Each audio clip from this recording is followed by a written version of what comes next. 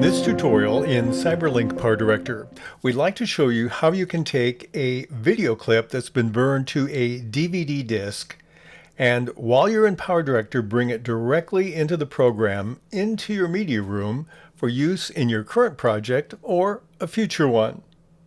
We had a tutorial we showed you a couple of years back on the same topic, but the feedback suggests that it was not clear at all, so this is a refresh of that particular tutorial. And we will not be using this with any copyrighted material. We believe that's an infringement. And any of the copyrighted DVDs you may have in your possession are probably already locked down so that using this process will not successfully work anyway. So we have a clip on track number 1 and I'm going to play it. There's this gal, and let's assume that I have the next clip I want to use on a DVD disc. How do I get it off? The process is not intuitive. When I look at all the drop-down menus that I have here that I could use, there's nothing that suggests I could do that. When I click on the import button, there's nothing that suggests I can do that. The unusual way you get into this project to make it work, to import that file, is you click on the record button at the very top in PowerDirector 365. So I'm going to do that. And now I have 3 options: record from webcam, record voiceover, or PC screen. Now again, it seems like none of these would really work. But believe it or not, the way you start is click on record from webcam. So let me do that, and that will get the process started.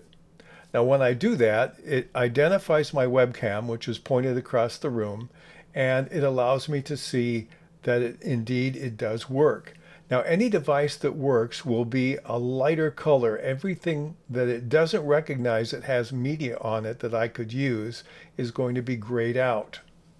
So we're not going to use a webcam, but we're going to use the 4th icon from the left. When I hover over it, it says capture from an external or optical device. Now that word optical might be a little bit of a surprise to you, but actually the device that reads your DVD disc is optical. It uses a laser, and that's the one you want. So if there is media in that, it will try to load it. Now, I found the easiest way to do this is make sure the media is loaded, that my operating system recognizes it before I attempt to do this. It just saves a lot of time and hassle. So I'm going to click on that icon to capture from an optical device, and PowerDirector will attempt to read the media on that DVD disc. Now it starts out black in this case because my first frames are black, but I can actually play the media if I want to. And there we have it.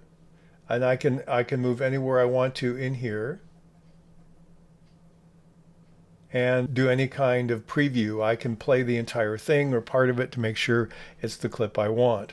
Now in this case, I only have 1 title and 1 chapter. If you have multiple videos on the same DVD disc, you'll have a whole host in the lower left corner. And in that case, you click on the parts that you want to keep. So I'm just going to click on the only one I have. If I had several, I could click on, say, the first one, the third one, the 8th one, whatever. It doesn't matter. Below that, it tells me the kind of disc I have, the format, and the disc size. It will also give me information on titles. Right now, all I have is title 1 highlighted. If I want to copy it onto my system and extract it from the DVD disc so I can use it, I can either click on the record button or the capture button. If I click on the capture button, it tells me how many titles and chapters and files I'm capturing or really transferring. Again, the language is not intuitive. And then whenever I'm done, all I need to do when I've selected whatever one or multiple ones I want is I click on the red record button, of which again isn't intuitive. And when I click on that, it will extract. So think of record with this device basically as your extraction tool. And it's reading that particular clip and it's extracting it. It doesn't take too long at all. Then it will save it wherever this place you have set for your destination. And if you want to change the folder before you do this operation, you click on the button here and you can save it elsewhere in your file system. So it wants a name for this. I'll just call this test 3, press OK. And now it saves it, and it shows the content here. I can click on it, and that will give me a pop-up viewer window where I can go through it any way I want to. And it shows that it's saved. Now when I'm all done and I have the video there, all I do is click the X in the upper right hand corner to close this import window completely. And I find that it's here, it's in my media room, and I can take it and drag it to the timeline and do anything I want to with it, like I would any other video that I have from any other source.